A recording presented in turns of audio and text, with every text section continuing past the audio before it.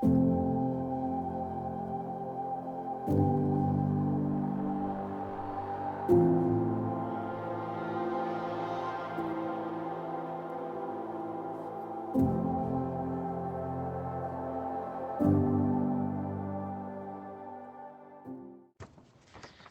gente, paz do Senhor, bom dia.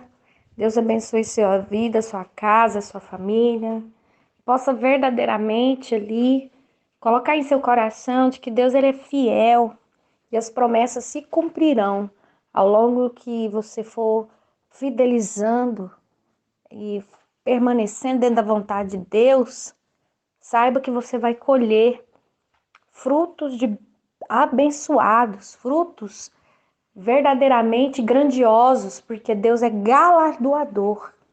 Deus ele presenteia quem faz o bem, quem faz a vontade dele e quem lhe obedece. Então nunca se esqueça disso. Amém? Estamos vendo isso no decorrer do estudo de Neemias, né? E eu quero lembrar de novo que nós vamos ter outro propósito em julho e nós vamos ler, né, os livros de 1ª e 2ª Pedro. E nós vamos lançar aqui uma nova campanha, né? A respeito da nossa vida espiritual, como nós devemos ser servos do Senhor, como obedecer a Deus, o que devemos gerar dentro dos nossos corações, de modo que a gente agrade a Deus e assim possamos desfrutar da herança celestial. Então vai ser um estudo muito importante. Te convido a você. Nós vamos iniciar dia 11 de julho, então não perca, viu? Ler a Bíblia é encontrar chaves. Essas chaves praticadas dentro da nossa vida é que vai mudar tudo. Então não perca os propósitos aqui, né? Diferentemente dos propósitos que são feitos aí fora, a gente estuda muito a Bíblia porque as respostas estão nela. Então a gente não pode, eu não acredito em propósito. Vamos orar. Aí ora de qualquer jeito, ora sem foco, ora sem estabelecer princípios, sem arrependimento, sem conversão. Eu não acredito nesses propósitos, não. Entendeu? Eu acredito que a oração do justo é que faz a diferença. E justo é quem está buscando a justiça do reino de Deus, é quem está estabelecendo a palavra de Deus dentro da sua vida. Esses são os justos. E como é que a gente vai fazer um propósito, então, sem saber o que Deus requer de nós? Não tem como, né? Então é isso, eu espero vocês, né? E vamos aqui para o último capítulo do livro de Neemias. Coisa, né? Mas enfim, agosto a gente vai falar de novo a respeito desse tema. Nós vamos estudar Esdras em agosto e vai ser bênção pura e vai complementar muito. O livro de 1ª e 2ª Pedro também vai nos ajudar bastante acerca daquilo que está sendo falado aqui. Então, perde não, só perde quem não participa, né? Então, do versículo 1 ao versículo 5, a gente está descobrindo por que a nação de Moabe e Amon são malditas para Deus. A gente vê isso em toda a Bíblia, né? Mas aqui a gente encontra a resposta. Que é porque ao invés de dar água e comida aos israelitas, eles contrataram Balaão para amaldiçoar o povo de Deus. Mas aí o Senhor entrou lá e transformou a maldição em bênção. E aí pesquisando, o que eu descobri? A nação de Moabe é descendente do incesto de Ló com a sua filha mais velha. Foi quando nasceu Moabe. E o nome Moabe quer dizer descendente de seu pai. Mas não é o descendente do seu pai, o meu irmão. É descendente do filho que gerei do meu pai. Vocês estão entendendo aqui? Pecado, porque na lei de Moisés já foi estabelecido que não podia isso acontecer. Jamais. E tem a nação, né, de Amon. A nação de Amon é descendente do incesto de Ló com a sua filha caçula. São os descendentes de Ben-Amim, que é o filho originário desse incesto. E este nome quer dizer o que descende de parente. Então ali essa nação já era maldita, os seus descendentes malditos, porque Ló praticou, né? As filhas de Ló praticou um ato contra Deus, porque Ló estava embriagado, a ponto, né, de ser seduzido pelas suas filhas e fazer filhos com elas. E isso gerou uma indignação bem grande em Deus. Na nação de Moabe, era cultuado 3 tipos, os deuses mais cultuados, né? Não eram só esses deuses, mas os deuses mais cultuados na nação de Moabe era o deus Moloque, o deus Milcom e o deus Camus. Deus Moloque seria o que na Grécia é o Cronos, que é o pai de Zeus. Cronos comia os próprios filhos. Aí 3 dos filhos dele, que foi Poseidon, Hades e Zeus, fugiram e destruíram o pai, para não serem sacrificados. Moloque aceita o sacrifício de recém-nascidos como oferta. Ele tem a cabeça de boi, corpo humano, sua barriga tem uma espécie de caldeira, onde os sacrifícios eram consumidos. As crianças eram colocadas sobre os braços estendidos da estátua e consumidas pelo fogo do seu ventre. Hoje, o culto de Moloque mudou um pouco. Agora é feito dentro do ventre feminino. Todas as vezes que uma mulher aborta intencionalmente, quem está recebendo o sangue daquela criança é esse demônio chamado Moloque. Então é por isso que os cristãos combatem tanto o aborto. É por isso que os cristãos, porque é um culto a um Deus pagão. Em 2021, as pessoas, né, que ainda cultuam essa divindade, elas instituíram um novo reinado para Moloque. É por isso que desde o ano passado está se instituindo tantas leis no mundo inteiro para legalizar o aborto. É porque eles estão fazendo uma adoração. Então, gente, não há nada no mundo que você fala assim, nossa, é uma coincidência, boba de quem pensa dessa forma. Micom seria o que na Grécia é o Hades, né? Ou no Egito, Osíris, que é o quê? O deus do reino dos mortos, tá? Era feito um culto de adoração aos mortos através desse deus, Milcom, que ele era o protetor dos mortos, ele quem fazia com que os mortos entrassem em contato com os vivos, aquilo que hoje a gente vê, né, no espiritismo. Então, quem que está sendo invocado ali quando você está chamando a alma de alguém que foi embora para, né, Milcom, tá? Ele é um demônio pagão. Camus ou Chemosh seria o que na Grécia é Poseidon, tá? Ou Dagon lá em Asdod, é o mesmo demônio. Esse era um deus destruidor, subjugador, ele tinha a forma de um peixe, ele é representado por um peixe. Existe uma pedra, né, da época lá do reino dos Amonitas, dos Moabitas, chama Estela de Mesa. Mesa foi um rei cádio que se intitulava filho deste Deus. Quando ele derrotou os israelitas, eu esqueci o nome na época do rei Acabe. Ele fez essa pedra, entalhou essa pedra tem uma declaração de vitória e dedicando essa vitória todinha a esse demônio chamado Camus ou Chemosh. Salomão fez um altar para esse deus em Israel devido às suas mulheres serem moabitas.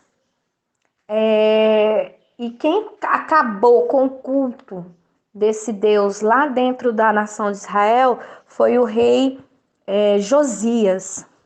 E eu vou falar uma coisa para vocês. Todos esses deuses, Moloque, Milcom, Camus, Dagon, os deuses estranhos, eles sempre vão pedir sangue humano. E quanto mais jovem essa pessoa for, mais precioso é para o culto. Então, por isso crianças, meninas virgens, né?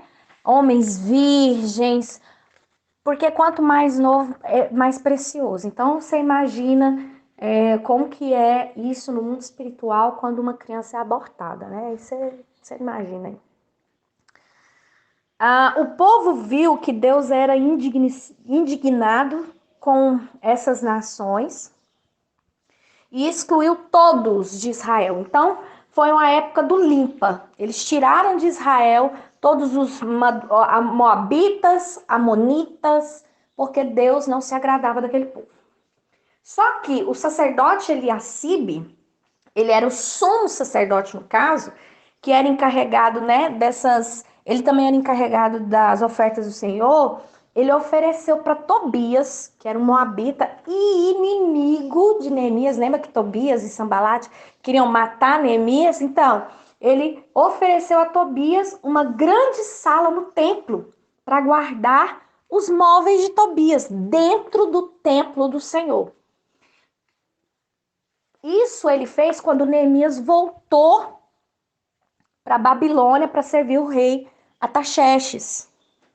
Então foi só o líder falar, ó, vou ali, vou ver se o rei tá precisando de mim, vou lá ficar os cuidados, cuidando do rei, vocês continuam aí. Foi só ele virar as costas. Eliacibe, se eu não me engano, eu não sei se ele era parente de Tobias, eles tinham um parentesco, uma familiaridade. E aí ele foi e falou, não, tirou as ofertas de cereal, porque o povo parou de dar as ofertas, foi só o líder Neemias sair da nação de Israel, os povos parou de ofertar, parou de levar lenha, parou de levar os mantimentos, os grãos para fazer o pão da propiciação, parou tudo. Então a sala ficou vazia. No que ficou vazia, Tobias falou assim, arruma um lugar aqui para me colocar meus móveis, porque eu vou ter que ir embora. Engraçado, né? Ele foi expulso de Israel, mas os móveis ficou. Ele não estava mais em Israel, os móveis. O que ele queria dizer? Qualquer hora eu volto. Olha só. Gente, não é fácil não, viu? Tem que colocar o inimigo com tudo fora. Entendeu? É os pertences, é o inimigo. Tem que tirar tudo para fora. Aí, do versículo 5 ao 10, Neemias pede permissão ao rei, volta para Jerusalém. Quando ele ficou sabendo que Eliacibe tinha feito, ele ficou muito indignado e tirou os pertences de Tobias do templo. Mandou que purificassem a sala e colocasse de novo as ofertas de cereal e o incenso, porque a sala era para isso.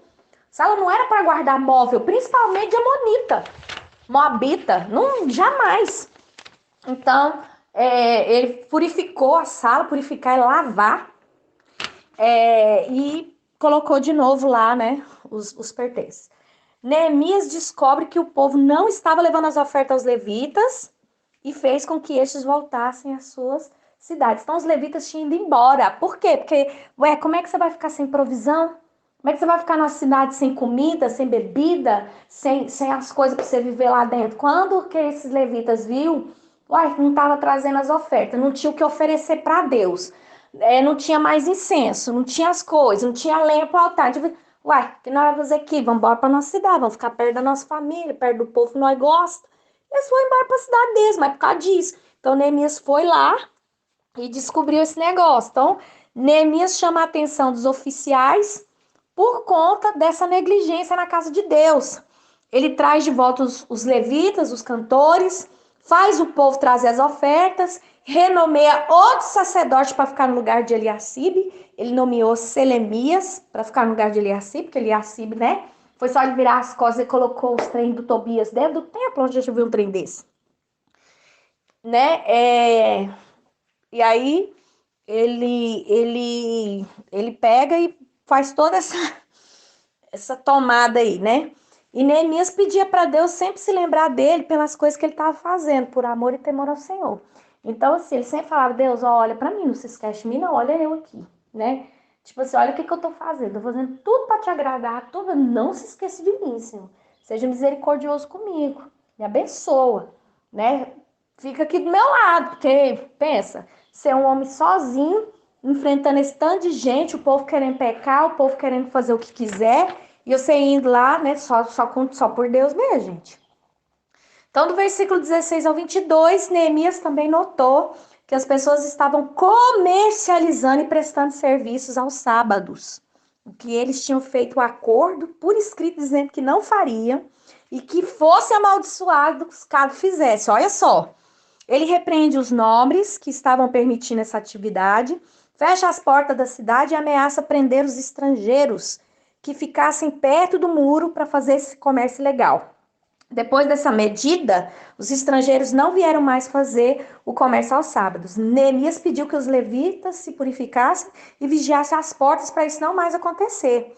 Olha só, gente, olha só a gravidade. Foi só o líder sair. Foi só o líder sair de cena que o povo fez o quê? Tudo ao contrário. Você acha que isso muda? Muda não, gente. Quando você vê aí, ó, pessoas, líderes, que caem no adultério, que caem na prostituição, pessoas que são removidas, você vai ver, o povo vai tudo pro pecado. Raro as pessoas continuarem na presença de Deus. Então, a figura do líder é uma figura importante. Por quê? Porque o líder é que vai inspirar as pessoas a servir a Deus. É o líder que vai continuar cuidando, zelando para que a obra não pare, para que a vontade de Deus ela seja feita com diligência. Então, não é todas as pessoas, né, que são nomeadas por Deus a ser líder. A gente vê que Deus levanta um para conduzir muitos. Por quê? Porque esse um tem os elementos necessários, é a força de Deus para estar ali conduzindo o povo, para estar ali organizando, para não deixar a peteca cair. Então foi só Neemias dar um pulo na Babilônia, porque Neemias ainda era submisso ao rei da Artaxerxes. A bagunça que virou, gente. O povo começou a fazer tudo que é errado. E olha só, eles mesmos fizeram o acordo por escrito, eles mesmos disseram, não, que a gente possa ser amaldiçoado se a gente voltar a fazer essas coisas.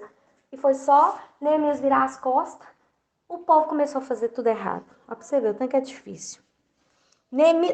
Do versículo 23 ao 31, Neemias observa que alguns judeus haviam se casado com mulheres da nação de Moabe, Asdote e Amon. Olha só, ele foi lá e viu que alguns israelitas se casaram com mulheres estrangeiras, que os filhos e filhas não falavam o idioma hebreu. Olha só a afronta. Isso quer dizer o quê? Que na realidade, ao invés daquele povo se converter, né, falar, não, nós nascemos aqui, nós somos hebreus, nós vamos cultuar o Deus de Israel, e nós vai ficar impregnada a cultura judaica. Não, eles estavam falando a língua dos amonitas, de Asdod, de Moabe. Por quê? Isso ali era uma afronta. Nós não vamos nos submeter à cultura e à sua religião. Então, Neemias deu uma surra nos pais deles.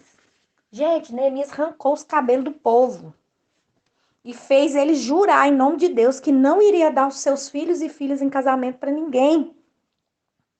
Ou seja, aqueles meninos que nasceram desse relacionamento impuro não poderiam se casar com uma pessoa verdadeiramente judia.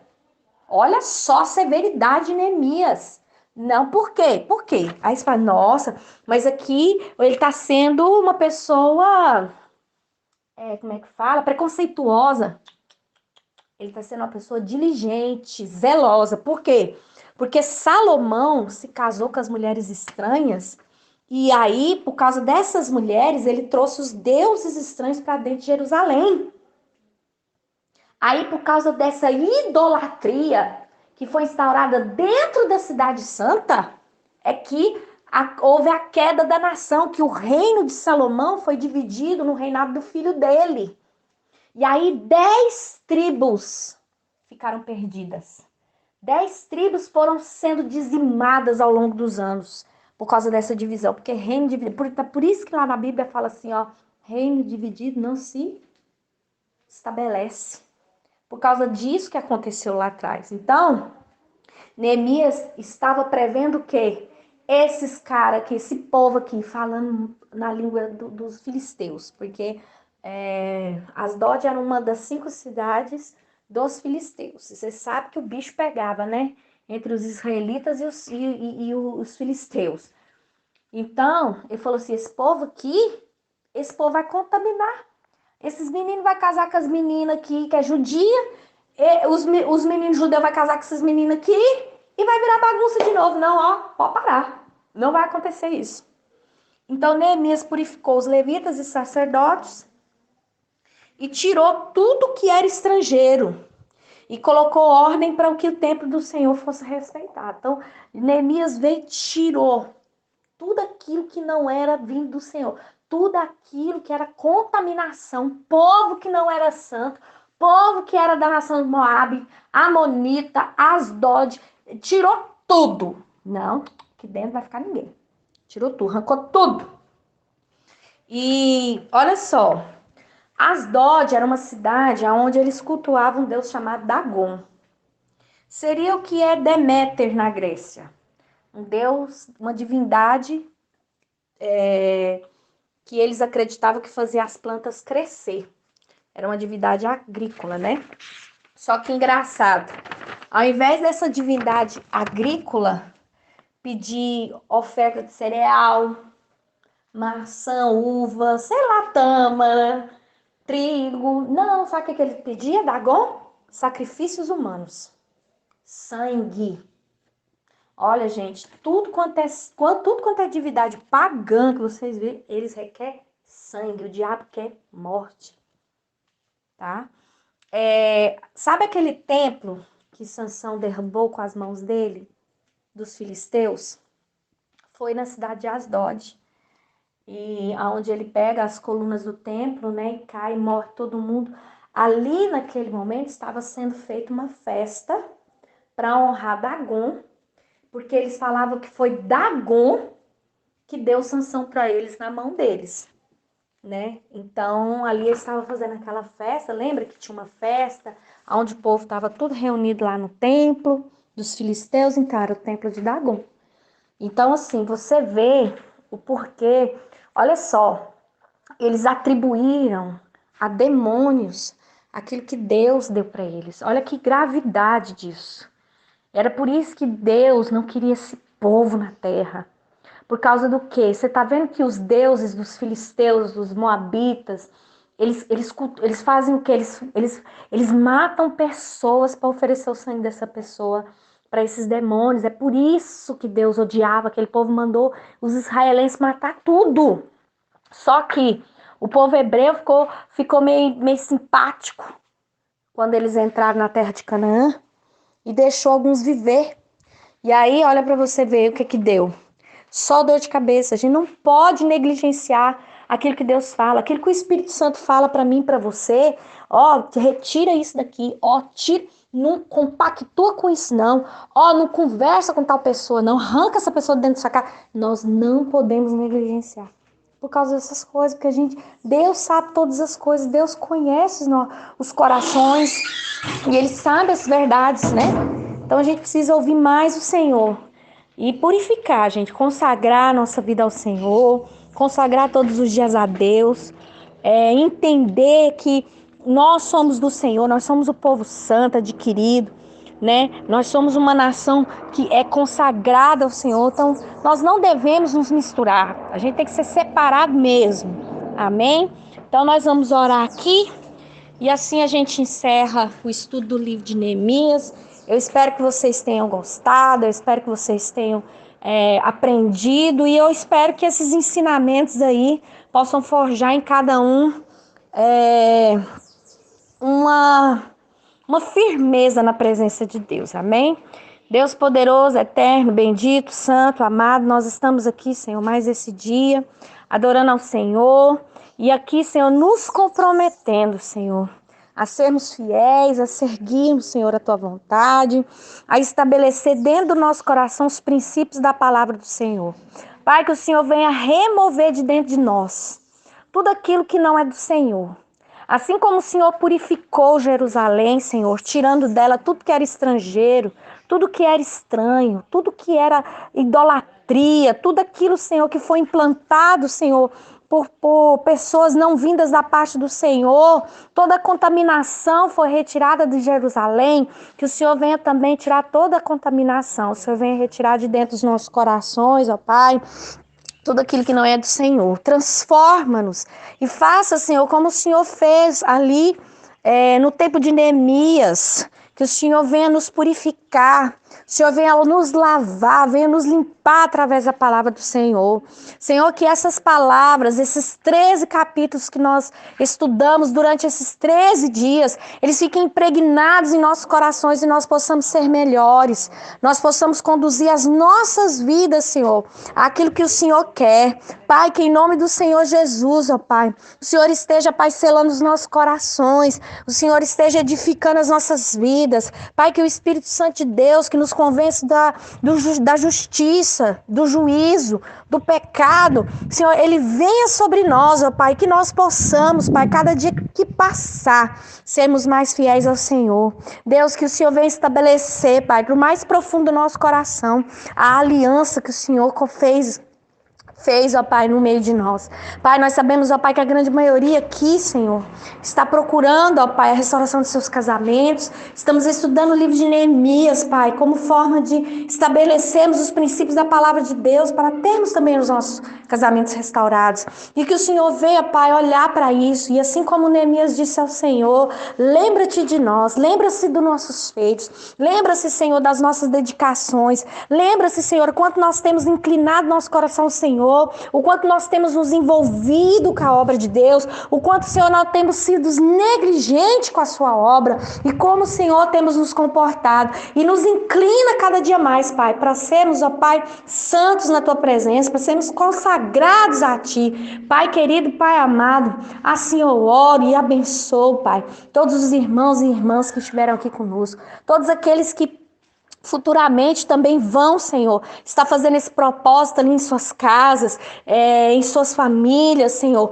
e que em nome do Senhor Jesus, esses ensinamentos venham falar profundamente aos corações, Pai. É o que eu te peço em nome de Jesus. Amém e amém e amém. Amém, meu povo? Essas são as minhas considerações. Vocês aí, agora eu quero ouvir a de vocês, tá bom? Deus abençoe.